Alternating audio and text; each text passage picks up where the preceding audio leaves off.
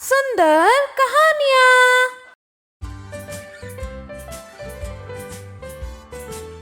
बहुत समय पहले की बात है। सुंदरपुर गांव में हरिया नाम का एक गरीब किसान रहता था। उसकी पत्नी का नाम लाजवंती था, उसके बेटे का नाम सूरज और उसकी बेटी का नाम राधिका था। हरिया दिन भर खेतों में काम करता और शाम को घर आता और खाना खाकर सो जाता। एक साल की बात है, उस साल बारिश बिल्कुल भी नहीं हुई थी। उसकी वजह से फसल भी नहीं हुई। हरिया के पास अगली फसल बोने के लिए बिल्कुल पैसे नहीं थे। वह बहुत उदास था और अपनी पत्नी से कहता है कि हम गरीबों के साथ ही ये सब क्यों होता है। अगली फसल बोने का समय हो गया है और घर में एक फूटी कौड़ी नहीं बची है। अब कहाँ से लाऊं पैसे। अगली फसल तो बोनी ही है, तो क्यों ना आप साहूकार दीनानाथ से कुछ पैसे उधार ले ले और फिर जब पैसे हो जाएंगे तब चुका देना। तुम बिल्कुल सही कहती हो। अगले दिन हरिया साहूकार दीनानाथ के पास जाता है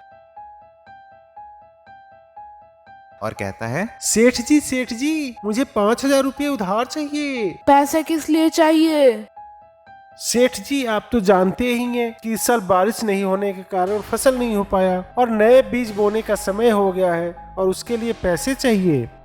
ठीक है, दे दूंगा, लेकिन एक शर्त पर दूंगा कि तुम 1 साल के अंदर चुकाओगे। ठीक है सेठ जी, वादा करता हूँ आपसे। साहूकार ने उसकी बात पर विश्वास कर उसे 5,000 रुपए दे दिए और हरिया पैसे लेकर वहाँ से चला जाता है। फिर उसी पैसों से खाद और बीज खरीदकर खेती करता है। धीरे धीरे 1 साल बीत जाता है, लेकिन हरिया सेठ दीनानाथ के पैसे नहीं लौटाता। 1 साल बीत जाने के बाद भी जब हरिया दीनानाथ के 5,000 रुपए नहीं लौटाता, तब दीनानाथ को मजबूरन उसके घर आना पड़ा। लेकिन हरिया कभी भी घर पर नहीं मिलता। जब भी दीनानाथ घर जाता तो हरिया की पत्नी उसे कोई ना कोई बहाना बनाकर घर से वापस भेज देती। एक दिन सेठ दीनानाथ हरिया के घर गया। वहाँ पर ना तो हरिया दिखा और ना ही उसकी पत्नी। वहाँ पर उसकी छोटी बेटी दिखाई दी तो दीनानाथ ने उससे पूछा, बेटी, तुम्हारे पिताजी कहाँ हैं? पिताजी स्वर्ग का पानी रोकने गए हैं। दीनानाथ ने फिर पूछा, तुम्हारा भाई कहाँ है? बिना झगड़ा के झगड़ा करने गया है। सेठ दीनानाथ के समझ में एक भी बात नहीं आ रही थी, इसलिए वह फिर पूछता है, तुम्हारी माँ कहाँ है? माँ 1 से 2 करने गई है। सेठ दीनानाथ राधिका के इन उल जुलूल जवाबों से चिढ़ गया। वह गुस्से में पूछता है, और तुम यहाँ पे बैठे बैठे क्या कर रही हो? मैं घर बैठे हुए संसार देख रही हूँ। साहूकार समझ गया कि ये लड़की उसकी किसी भी बात का सीधा जवाब नहीं देगी और सोचने लगा कि मुझे अब इससे इन बातों का मतलब जानने के लिए प्यार से बात करना पड़ेगा। साहूकार ने चेहरे पर प्यारी सी मुस्कान लाकर पूछा, बेटी, तुमने जो अभी अभी मेरे सवालों का जवाब दिए हैं उनका मतलब क्या है? मैं तुम्हारी एक बात का भी मतलब नहीं समझ सका। तुम मुझे सीधे सीधे उनका मतलब समझाओगी? अगर मैं सभी बातों का मतलब समझा दूं तो मुझे क्या देंगे? साहूकार के मन में सारी बातों को जानने की तीव्र इच्छा थी। वह बोला, जो मांगोगी वही दूंगा। आप मेरे पिताजी का सारा कर्ज माफ कर देंगे तो मैं आपको सारी बातों का मतलब बता दूंगी। ठीक है, मैं तुम्हारे पिताजी का सारा कर्ज माफ कर दूंगा। अब तो सारी बातों का मतलब समझा दो। महाशय, आज मैं आपको सारी बातों का अर्थ नहीं समझा सकती। कृपया आप कल आकर मिले, मैं आपको सब कुछ बताऊंगी। उसके बाद सेठ दीनानाथ वहाँ से चला गया और अगली सुबह दीनानाथ हरिया के घर आया।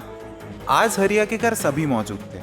हरिया, उसकी पत्नी लाजवंती, बेटा सूरज और उसकी बेटी राधिका। दीनानाथ को देखते ही राधिका बोल पड़ी, महाशय, आपको अपना वचन तो याद है ना? हाँ, मुझे याद है। तुम अगर सारी बातों का अर्थ बता दो तो मैं तुम्हारे पिताजी का कर्ज माफ कर दूंगा। सबसे पहले मैंने कहा था कि मेरे पिताजी स्वर्ग का पानी रोकने गए हैं। इसका मतलब ये था कि वर्षा हो रही थी और हमारे घर की छत से पानी टपक रहा था। पिताजी पानी रोकने के लिए छत ठीक कर रहे थे, यानी वर्षा का पानी आसमान से ही गिरता है और हम लोग तो ये मानते हैं कि आसमान में ही स्वर्ग है। तो मेरी पहली बात का अर्थ यही है। दूसरी बात मैंने कही थी कि भैया बिना झगड़ा के झगड़ा करने गए हैं। इसका मतलब ये था कि वो बबूल के पेड़ों के काटने गए थे। अगर कोई भी बबूल के पेड़ को काटने जाएगा तो उसके शरीर जहाँ तहाँ कांटे गड़ जाएंगे, यानी झगड़ा नहीं करने पर भी झगड़ा होगा और उनके शरीर पर जहाँ तहाँ खरोंचें लग जाएंगी। साहूकार उसकी बातों से सहमत हो गया। वह मन ही मन उसकी चतुराई की प्रशंसा करने लगा। उसने उत्सुकता के साथ पूछा, और तीसरी चौथी बात का मतलब बेटी? महाशय, तीसरी बात मैंने कही थी कि माँ 1 से 2 करने गई है। इसका मतलब यह था कि माँ अरहर की दाल को पीसने गई है। अगर अरहर की साबुत दाल को पीसा जाए तो एक दाना 2 भाग में हो जाता है, यानी यही था कि 1 से 2 करने गई है। और रही चौथी बात की, तो उस समय मैं चावल बना रही थी। और उसमें से एक चावल निकाल कर देख रही थी कि चावल पूरी तरह पका है कि नहीं। इसका मतलब ये है कि एक चावल देखकर ही जान जाती हूँ कि पूरा चावल पका है कि नहीं। अर्थात चावल के संसार को मैं घर बैठकर देख रही थी। यह कहकर लड़की चुप हो गई। साहूकार सारी बातों का अर्थ जान चुका था। उसे लड़की की बुद्धिमानी भरी बातों ने आश्चर्य में डाल दिया था। फिर साहूकार ने कहा, बेटी तुम तो बहुत ही चतुर हो, पर एक बात मुझे समझ में नहीं आई कि ये सारी बात तो तुम कल भी बता सकती थी, फिर तुमने मुझे आज क्यों बुलाया? मैं तो बता ही चुकी हूँ कि कल जब आप आए थे तो मैं चावल बनाई हुई थी। अगर मैं आपको अपनी बातों का मतलब समझाने लगती तो चावल गीला हो जाता या जल भी सकता था। तो माँ मुझे बहुत पीटती। फिर घर में कल कोई भी नहीं था। अगर मैं इनको बताती कि आपने सारा कर्जा माफ कर दिया है तो ये मेरी बातों का विश्वास ही नहीं करते। आज स्वयं आपके मुँह से ये सुनकर ये सारा कर्जा माफ कर दिया है, अब इन सबको विश्वास हो जाएगा और ये सब खुश हो जाएंगे। साहूकार लड़की की बातें सुनकर बहुत ही प्रसन्न हुआ। उसने उस लड़की को मोती की माला निकाल के देते हुए कहा, बेटी ये लो अपनी चतुराई का पुरस्कार। तुम्हारे पिताजी का सारा कर्ज तो मैं माफी कर चुका हूँ। अब तुम्हें या तुम्हारे घर वालों को मुझसे कोई बहाना नहीं बनाना पड़ेगा। अब तुम लोग निश्चिंत होकर रहो। अगर फिर कभी किसी चीज की जरूरत हो तो बेझिझक मुझसे आकर कहना। इतना कहकर साहूकार लड़की को आशीर्वाद देकर वहां से चला गया। हरिया का पूरा परिवार खुशी से झूमने लगा। अगर आपको इस लड़की की चतुराई पसंद आई तो कमेंट करके जरूर बताएं। इस चैनल को सब्सक्राइब करें, वीडियो को लाइक करें और बेल नोटिफिकेशन दबाना बिल्कुल भी ना भूलें ताकि आगे आने वाली वीडियो सबसे पहले आपको मिले। धन्यवाद।